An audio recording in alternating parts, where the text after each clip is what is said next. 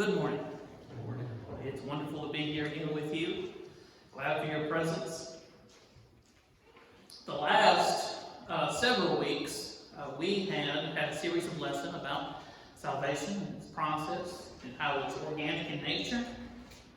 And last week, I intended to wrap up that with the lesson that we had on how Christianity affects you, how it changes you, and how it helps you live a faithful life. Well, when I was studying this week, I decided to tag yet another one on that end. Something, I guess, occurred to me and came out at me, and I fashioned my lesson after this, and I hope it will be helpful to you this morning. Of course, when living the Christian life, all the things that we mentioned last week does make you a better person, will help you on your way. There's another way that I think is important to think on, is that living a goal-oriented life with the goals that are made in such a way that keep your mind focused on Christianity will be incredibly helpful for me and for you, no matter where you are in your walk with Christ. In a lot of ways that people like to organize their thought process when trying to organize what they want to accomplish, what's important is that they make a bucket list. Some of you possibly have made a bucket list. What a bucket list is a list of things that you make that you want to accomplish before you kick the bucket, before this life is done.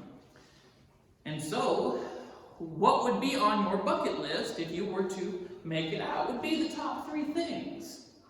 Well, it might be that you want to visit lots of foreign countries, maybe go to Europe or Asia, maybe to Australia, maybe even to Hawaii. Maybe you haven't even been, that's in the States, but maybe you haven't ever been to the tropical island before and you want to visit there.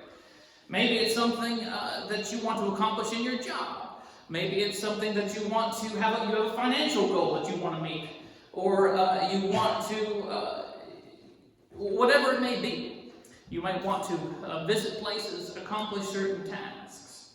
Well, if you were to think about your top 3 things that you want to accomplish before you die, would any of those top things be spiritual in nature?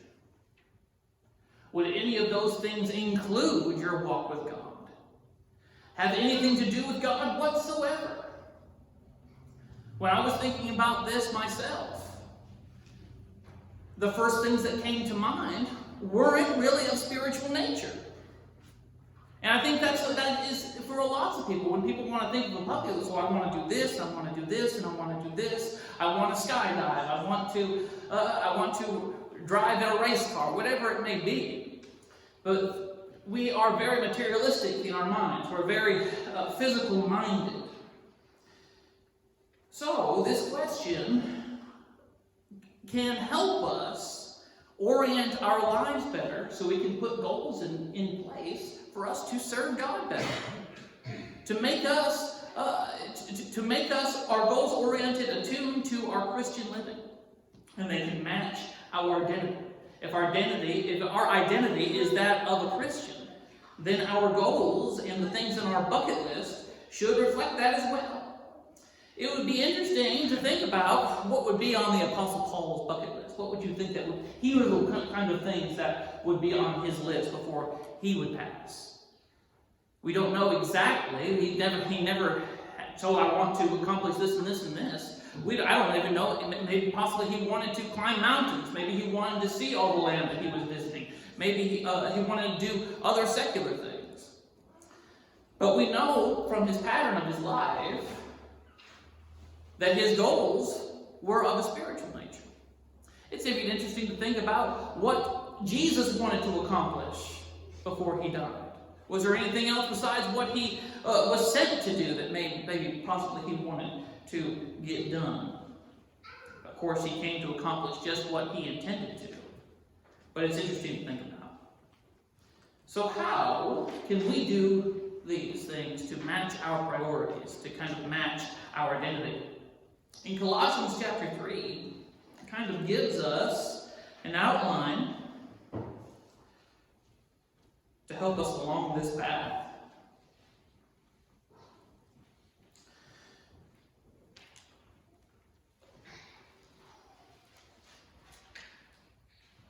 Colossians chapter 3, starting in verse 1, it says, "If ye then be risen with Christ, seek those things which are above, where Christ sitteth on the right hand of God."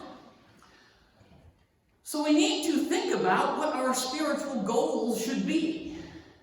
The ways that we kind of change our minds more so that we have a good mix of the physical and the spiritual. It's not wrong to have these the secular goals on your bucket list. I've always wanted to go on a boat trip to see whales. I love whales. So that might be something that we might plan on at some time. I don't know if Beth would want to ever do that with me. I think I've mentioned it maybe once. But that's one thing that I would want to do. It's not wrong to have those things. But it's good to have, if we forget the spiritual things, then we're not going to have a life that is oriented with Christ at all. We're going to forget that. Our own prides will get in the way of all that. So to start looking for our spiritual goals in our services rather than kind of waiting them to fall into our lap, so to speak. In Romans chapter 12,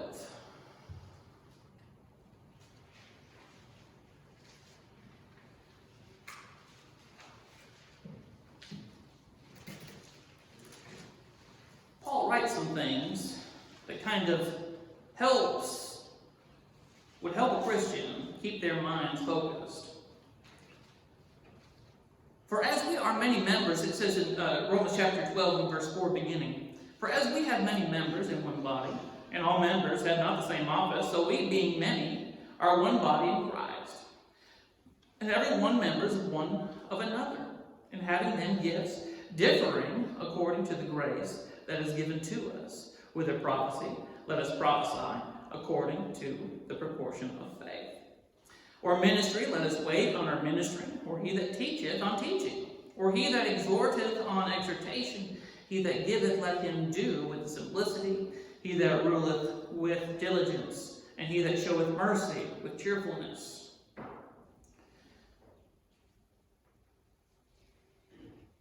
So what Paul writes, he lists that the church, the body, are made up of many members. And all the different members that make up that one body have different amounts of talents, different ways that they can contribute to the church. So when we're thinking in this way, in this goal-oriented way, that we want to have goals for ourselves in Christ, a good way to think about that is the ways that we can contribute and serve. So one way is to kind of think about, what am I good at? What are my talents? What are ways that will help us accomplish that? When you might think of a myriad of things. You know, I have always liked to sing. I've liked to song lead ever since I was young. I was in lots of musicals and plays when I was younger. I liked to use my voice. I liked to express myself in that way. I remember enjoying that very much, all the way since I was a little boy. When I was in 3rd grade, and at Capshaw Elementary School in Cookville, Tennessee, my teacher was Mr. Michael Schultz. You might know him. When he just started out teaching, he started out at Capshaw, and I didn't join the chorus right away. And he just happened to be in our room one day, and I was singing along to whatever was on the radio. And he came up to me and he goes, "Why aren't you in the chorus? Auditions were a week ago." And I said, "I don't know. I just didn't think about it. Didn't think that I want to do that." And he goes, "Well, you're going to be in it." I was like, "Oh, okay." So that's how I was in the chorus, and there are several things like that. there are several talents that we like to develop. I've liked to develop my singing over the years, just recently. And this is, I guess, telling on me, I suppose. Just recently, for whatever reason, I wanted to learn how to yoga. I don't know why. I don't know what came into my mind or what to start this off, but I just wanted to learn how. And my family over here is laughing at me and going like this and whatever. Practicing yodeling is not easy. I don't know if you ever thought about it. It is not. It is not easy in any realm of things. I am getting a little bit better, but practicing will annoy your family to no end, and Beth can attest to that. But there are some things that yodeling has done to improve just normal singing that I have forgotten. One of those things is orienting your mouth in such a way, like smiling, that improves your pitch and improves your resonance. When Jan first started worshiping with us and he would lead singing and he would smile, he reminded me that you're supposed to smile when you sing, but I forgot why. It was just recently when I was looking at how to yodel that things came back to, even when the same man that I was talking about a minute ago, Mr. Shote, taught us how to sing. Smile, because it brings out that bright sound that you can hit those higher notes. And I just thought I couldn't hit those notes anymore. But I still can. I just wasn't singing correctly. So those are the kinds of things, when you put your talents into motion and you learn what your talents are and practice, they get better. The same things, what are the talents that you might want to develop in the service to God? One talent that I'm trying to get better at is public prayers. I will be the first one to admit that my public prayers are not as elegant as I would want them to be. Brother Allen, you pray in such an elegant way when you do your public prayers, and you know that they come from the heart. When I'm doing my private prayers, I feel like I'm saying the things that I can. I'm saying the things that I want to say and praying to God in as many things that I have to pray about. But sometimes my mind gets all jumbled up and I don't have I have trouble focusing anyhow. So public prayers sometimes are difficult for me to keep all the things I need to pray about. So those are things that I'm trying to work on, trying to develop. Someone who doesn't think they have any talents at all, I assure you that there is something that you are good at, that you can put forth and get better at to serve God with.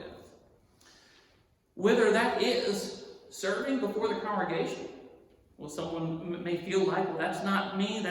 I don't want to lead public prayers. I don't want to preach. I don't want a song lead. I don't want to serve the Lord's Supper. That's not my cup of tea. Well, there's other ways.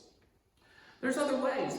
We have, there may be, if your talents lied in technology, maybe that's how you can serve. Maybe that's how you can put us on this year especially. When thinking about the pandemic, it has forced us to start thinking about getting our messages online. We didn't have a YouTube channel for Taft until this year. The pandemic kind of forced us to get there. But there are going to be things that we need to develop to make this easier. I'm just using my phone right now. As we go along, we'll need to find different avenues that make that more expedient for us here. And if people are if their talents lie in technology, they can help in that way. Maybe it's just being an encouraging person. Maybe it's writing notes. Miss Paula Forrester, before they left, she was an incredible note writer. She could encourage you in ways that I could never even think about doing. She was great at that. Maybe your talent is cooking and you want to provide meals for those who don't. Whatever it may be, these talents are, if we can just know what they are, look at yourself and say, what am I good at? We can start to think of how we can improve them and how we can help them in the service of the Lord, and how we can develop new talents as well. How can we step out of our comfort zones in the service of God? And another way that we help ourselves in doing this, going back to Colossians chapter 3. In verse 2 it says, set your affections on things above and not on things on the earth. So this speaks of commitment, constant attention, and not allowing yourself to be distracted. In order for us to have this goal-oriented bucket list that helps us on our way, the first thing that we talked about, is seeking those things that are above. And then we set our minds on those things that are from above. And not wavering from that, not letting ourselves get distracted, because it's so easily to do that. I was not much into sports growing up. I didn't really like to watch them on television very much. My dad and my brother did, and I would watch them some with them. And I was familiar with it, but I never really had much interest in that. But marrying Beth, and she is, I put more effort into trying to like to watch sports, and I can watch football games and enjoy them now that I couldn't just a few years ago. But I would call myself a Michigan football fan. But this year, I found myself very hard to get into the football season. Maybe it had to do with the pandemic and not everybody starting at the same time and it being different than other seasons, but I had a hard time getting myself interested back into watching football this year. And for whatever reason. But if I don't force myself to get through that, I will lose that interest altogether and not want to do that anymore. But I want to. I want to be able to do that. The same thing when we're thinking about spiritual things. One of my goals, I guess, is I would really like to sit down and learn and have a really, more than just a fundamental understanding of world religions, not just Christianity, but I would like to have an understanding of all kinds of other cultures and religions, so I could know how to approach anybody who had any kind of religious belief whatsoever. I think that would be very interesting. I find it all very fascinating. But if I don't start, and if I don't really try to dig into that, if I never put myself on that path, I'm never going to get there. And if we don't set our goals in our minds, we're never going to start. We're never going to live the goal-oriented lives that we do in the service of God. If we, let's turn to Matthew chapter 13.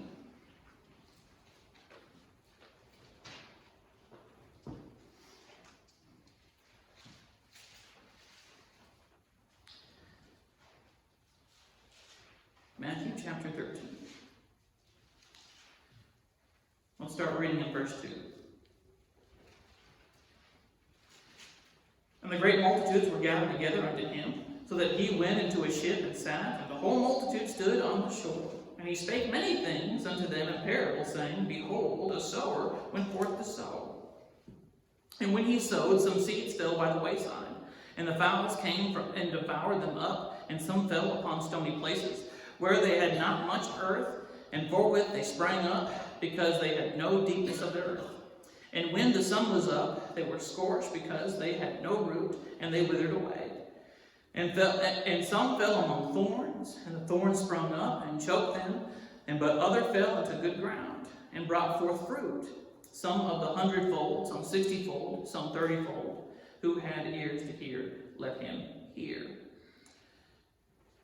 So here, Jesus speaks about the parable of the sower, and how the seeds are sown, and how they go on the different soils, and how they grow in different ways.